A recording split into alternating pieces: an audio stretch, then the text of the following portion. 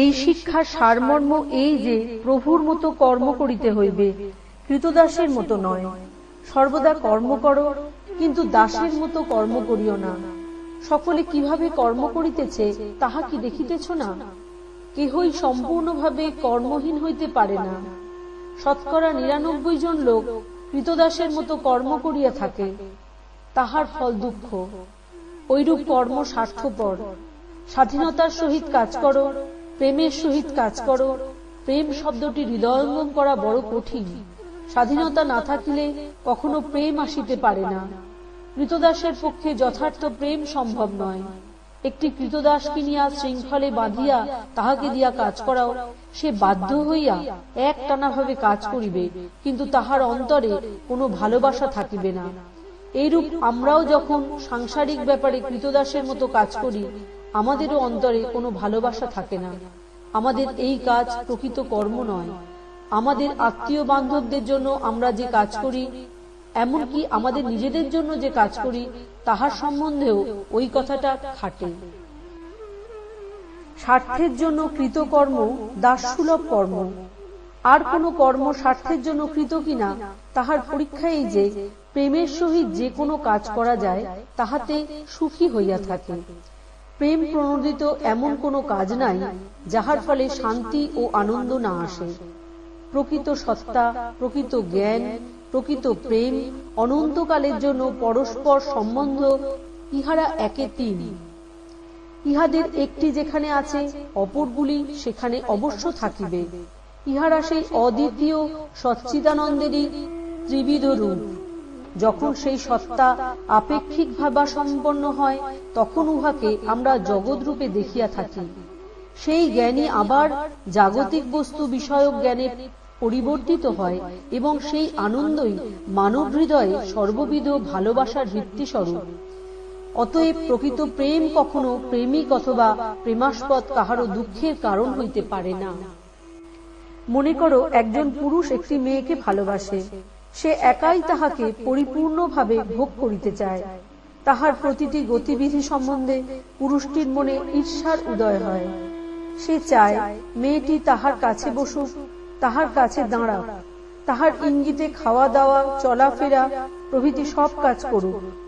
সে ওই মেয়েটির কৃতদাস এবং মেয়েটিকেও নিজের দাসী করিয়া রাখিতে চায়। ইহা ভালোবাসা নয়, ইহা এক প্রকার দাসসুলভ অনুরাগের বিকার। ভালোবাসার মতো দেখিতেছে, বস্তুত ইহ ভালোবাসা নয়। উহা ভালোবাসা হইতে পারে না, কারণ উহা যন্ত্রণাদায়ক। যদি মেয়েটি তাহার ইচ্ছা অনুযায়ী কাজ না করে, তবে তাহার কষ্ট হইবে। ভালোবাসায় কোনো দুঃখকর প্রতিক্রিয়া নাই। ভালোবাসার প্রতিক্রিয়ায় কেবল আনন্দই হইয়া থাকে। ভালোবাসিয়া যদি আনন্দ না হয়, তবে উহা ভালোবাসা নয়। অন্য কিছুকে আমরা ভালোবাসা বলিয়া ভুল করিতেছি। যখন তুমি তোমার স্বামীকে, স্ত্রীকে, পুত্রকন্যাকে, সমুদয় পৃথিবীকে, বিশ্ব জগৎকে এমন ভাবে ভালোবাসিতে সমর্থ হইবে যে তাহাতে কোনরূপ দুঃখ, ঈর্ষা বা স্বার্থপরতার প্রতিক্রিয়া হইবে না, তখনই তুমি প্রকৃতপক্ষে অনাসক্ত হইতে পারিবে। শ্রীকৃষ্ণ বলিতেছেন, হে অর্জুন, আমাকেই দেখো না।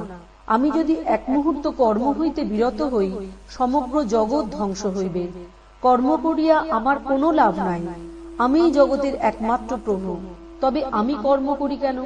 জগৎকে ভালোবাসি বলিয়া। ঈশ্বর ভালোবাসেন বলিয়াই তিনি অনাসক্ত। প্রকৃত ভালোবাসা আমাদিগকে অনাসক্ত করে।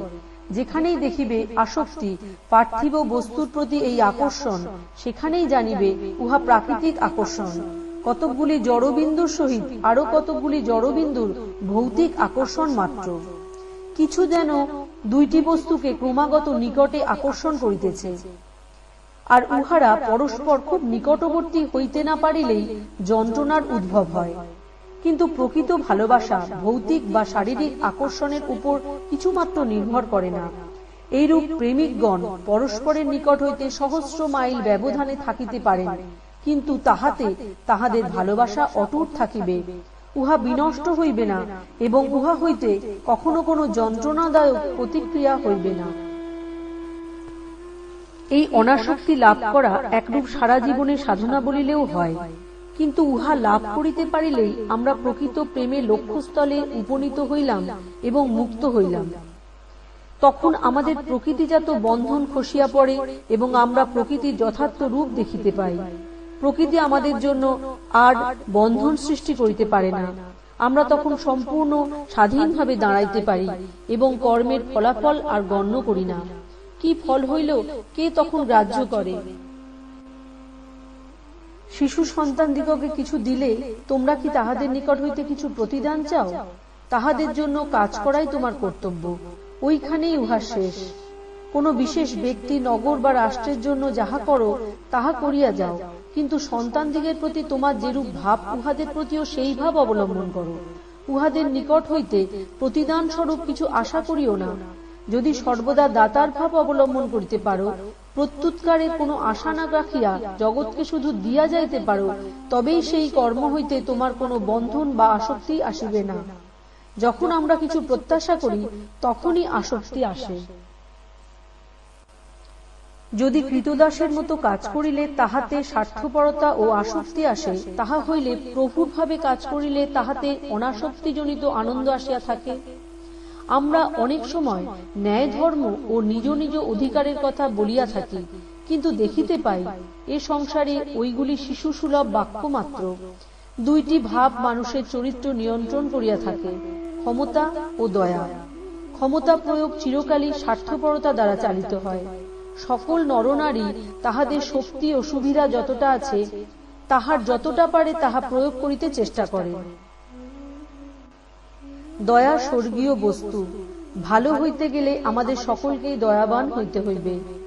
এমনকি ন্যায় বিচার এবং অধিকারবোধ দয়ার উপর প্রতিষ্ঠিত। কর্মের ফলাকাঙ্ক্ষাই আমাদের আধ্যাত্মিক উন্নতির প্রতিবন্ধক। শুধু তাই নয়, পরিণামে ইহা দুঃখের কারণ হয়। আর এক উপায় আছে, যাহা দ্বারা এই দয়া ও নিঃস্বার্থপরতা কার্যে পরিণত করা যাইতে পারে। যদি আমরা সগুণ ব্যক্তিভাবা সম্পন্ন ঈশ্বরে বিশ্বাস করি, তবে কর্মকে উপাসনা বলিয়া চিন্তা করিতে হইবে। এক্ষেত্রে আমরা আমাদের সমুদয় কর্মফল ভগবানে অর্পণ করিয়া থাকি। এই রূপে তাহাকে উপাসনা করিলে আমাদের কর্মের জন্য মানব জাতির নিকট কিছু প্রত্যাশা করিবার অধিকার আমাদের নাই। প্রভু স্বয়ং সর্বদা কর্ম করিতেছেন এবং তাহার আসক্তি নাই। জল যেমন পদ্মপত্র ভিজাইতে পারে না, ফলে আসক্তি উৎপন্ন করিয়া কর্ম তেমনি নিঃস্বার্থ ব্যক্তিকে বদ্ধ করিতে পারে না। অহং শূন্য ও অনাসক্ত ব্যক্তি জনপূর্ণ পাপ সংকুল শহরের অভ্যন্তরে বাস করিতে পারেন, তাহাতে তিনি পাপে লিপ্ত হইবেন না। এই সম্পূর্ণ স্বার্থত্যাগের ভাবটি এই গল্পটিতে ব্যাখ্যাত হইয়াছে। কুরুক্ষেত্র যুদ্ধের অবসানে পঞ্চপাণ্ডব এক মহাযজ্ঞ করিয়া দরিদ্রদিগকে নানাবিধ বহুমূল্য বস্ত্রদান করিলেন। সকলেই এই যজ্ঞের জাঁকজমক ঐশ্বর্যে চমৎকৃত হইয়া বলিতে লাগিল, জগতে পূর্বেরূপ যজ্ঞ আর হয় নাই। যজ্ঞ শেষে এক ক্ষুদ্রকায় নকুল আসিয়া উপস্থিত হইল। তাহার অর্ধ শরীরে সোনার মতো রং, বাকি অর্ধেক পিঙ্গল।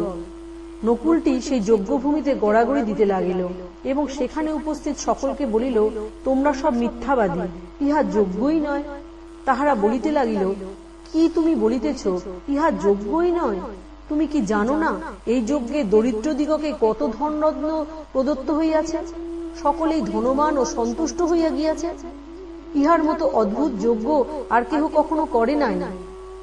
নকুল বলিল, শুনুন, এক ক্ষুদ্র গ্রামে এক দরিদ্র ব্রাহ্মণ স্ত্রী, পুত্র ও পুত্রবধূ সহ বাস করিতেন। ব্রাহ্মণ খুব গরিব ছিলেন। শাস্ত্র প্রচার ও ধর্মোপদেশ দ্বারা লব্ধ ভিক্ষাই ছিল তাহার জীবিকা। সেই দেশে একদা পরপর 3 বৎসর দুর্ভিক্ষ হইল। গরিব ব্রাহ্মণটি পূর্বাপেক্ষা অধিকতর কষ্ট পাইতে লাগিলেন। অবশেষে সেই পরিবারকে 5 দিন উপবাসে থাকিতে হইল।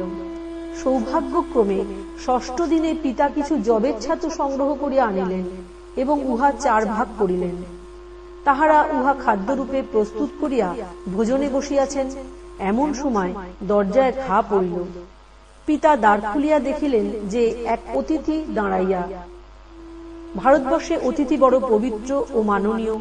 সেই সময়ের জন্য তাহাকে নারায়ণ মনে করা হয় এবং তাহার প্রতি সেইরূপ আচরণ করা হয়। দরিদ্র ব্রাহ্মণটি বলিলেন, আসুন মহাশয়, আসুন, স্বাগত। ব্রাহ্মণ অতিথির সম্মুখে নিজ ভাগের খাদ্য রাখিলেন। অতিথি অতি শীঘ্রই উহা নিঃশেষ করিয়া বলিলেন, মহাশয়, আপনি আমাকে একেবারে মারিয়া ফেলিলেন দেখিতেছি। আমি 10 দিন ধরিয়া উপবাস করিতেছি, এই অল্প পরিমাণ খাদ্যে আমার জঠরাগ্নি আরো জ্বলিয়া উঠিল। তখন ব্রাহ্মণী স্বামীকে বলিলেন, আমার ভাগও উহাকে দিন। স্বামী বলিলেন, না, তা হইবে না।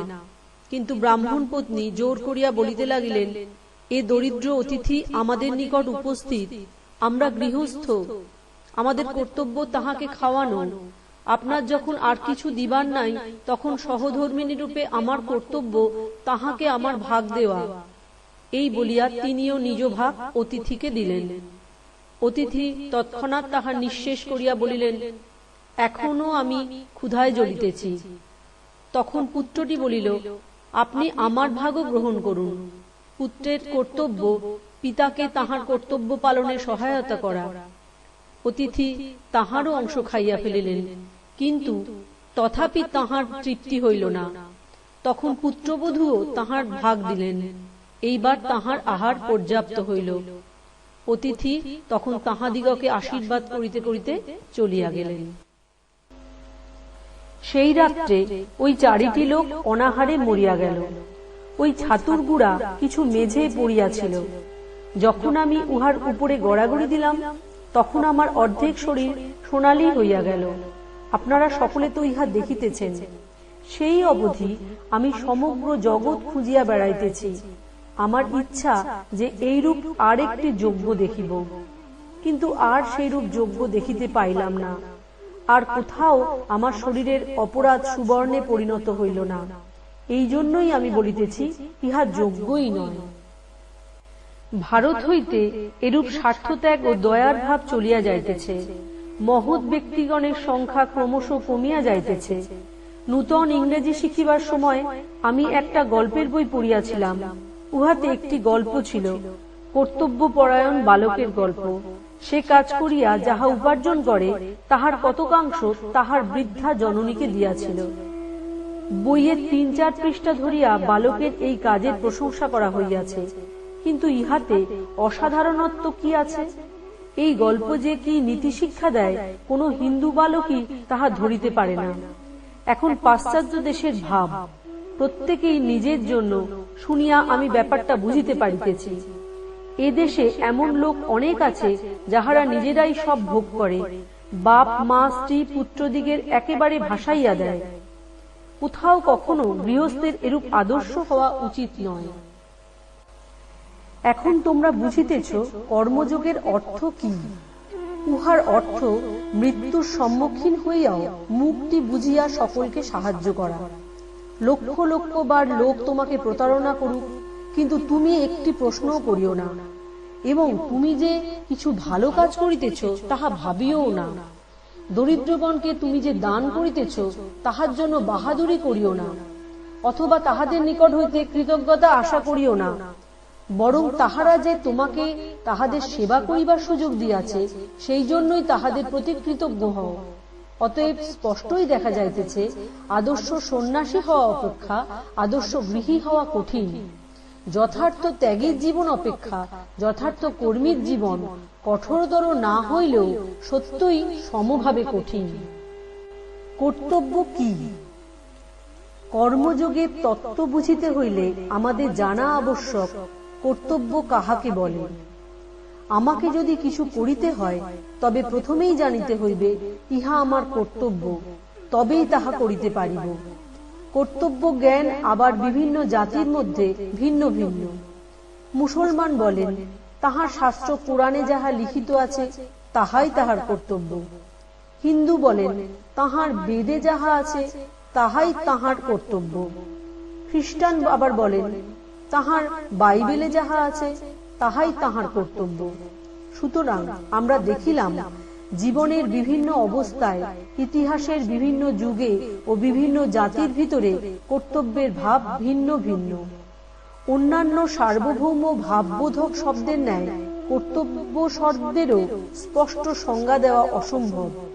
কর্মজীবনে উহার পরিণতি ও ফলাফল জানিয়াই আমরা উহার সম্বন্ধে একটা ধারণা করিতে পারি।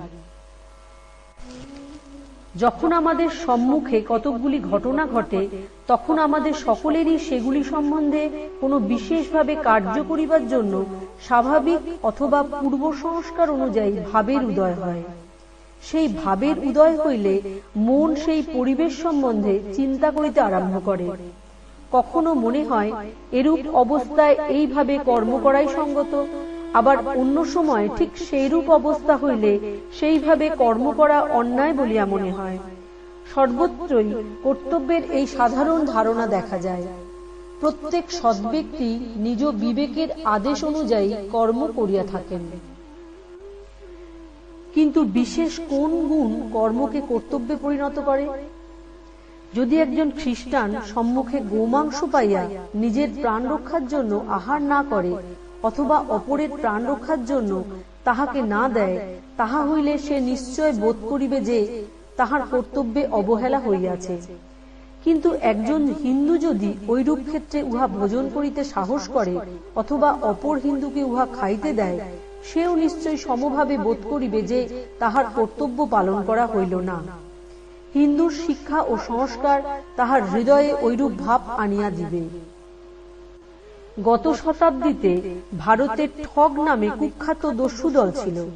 তাহাদের ধারণা ছিল যাহাকে পাইবে তাহাকেই মারিয়া সর্বস্ব অপহরণ করাই তাহাদের কর্তব্য, আর যে যত বেশি লোক মারিতে পারিত সে নিজেকে তত বড় মনে করিত।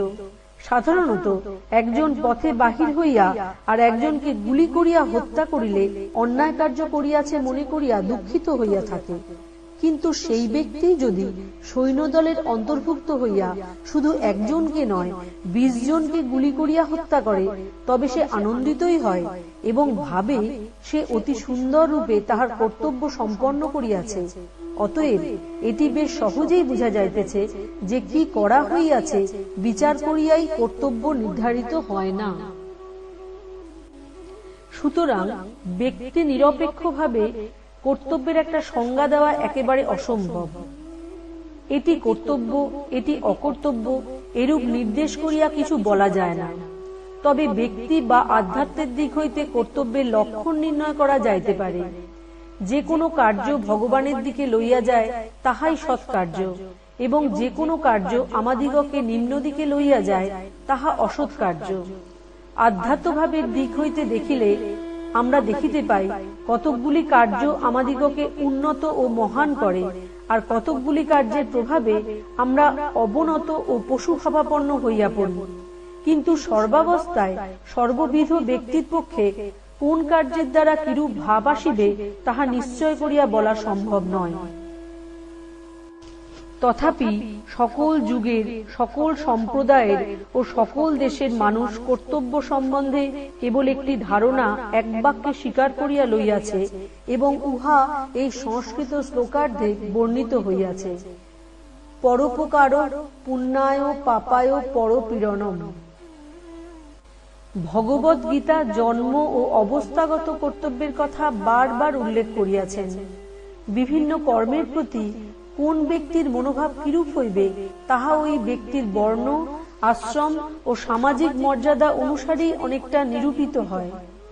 এই জন্য আমাদের কর্তব্য যে সমাজে আমরা জন্মগ্রহণ করিয়াছি সেই সমাজের আদর্শ ও কর্মধারা অনুসারে এমন কাজ করা যাহার দ্বারা আমাদের জীবন উন্নত ও মহৎ হয়। কিন্তু এটি বিশেষভাবে স্মরণ রাখিতে হইবে যে সকল সমাজে ও সকল দেশে এক প্রকার আদর্শ ও কার্যপ্রণালী প্রচলিত নয়। এই বিষয়ে আমাদের অজ্ঞতাই এক জাতির প্রতি অপর জাতির ঘৃণার প্রধান কারণ। একজন মার্কিন ভাবেন তাহার দেশের রীতিনীতি অনুসারে তিনি যাহা কিছু করেন তাহাই সর্বাপেক্ষা ভালো, এবং যে কেহ ওই রীতি অনুসরণ করে না সে অতি দুষ্ট লোক। একজন হিন্দু ভাবে তাহার আচার ব্যবহারই শ্রেষ্ঠ ও সত্য, সুতরাং যে কেহ উহা অনুসরণ করে না সে অতি দুষ্ট লোক। আমরা সহজেই এই স্বাভাবিক ভ্রমে পড়িয়া যাই। ইহা বড়ই অনিষ্টকর। সংসারে যে সহানুভূতির অভাব দেখা যায় তাহার অর্ধেক এই ভ্রম হইতেই উৎপন্ন। আমি যখন প্রথমে এদেশে আসি তখন একদিন শিকাগো মেলায় ঘুরিয়া বেড়াইতেছিলাম। পিছন হইতে একজন লোক আমার পাগড়ি ধরিয়া এক টান মারিল। আমি পিছু ফিরিয়া দেখি লোকটির বেশ পরিষ্কার পরিচ্ছন্ন কাপড় চোপড়, তাহাকে বেশ ভদ্রলোকের মতন দেখিতে। আমি তাহার সহিত দুই একটা কথা বলিলাম। আমি ইংরাজি জানি বুঝিবা মাত্র লোকটি খুব লজ্জিত হইল। আর একবার ওই মেলাতেই আর একজন লোক আমাকে ইচ্ছা করিয়া ধাক্কা দেয়। এরূপ করিবার কারণ জিজ্ঞাসা করাতে সেও লজ্জিত হইল। শেষে আমতা আমতা করিতে করিতে আমার নিকট ক্ষমা প্রার্থনা করিয়া বলিল, আপনি এরূপ পোশাক পরিয়াছেন কেন?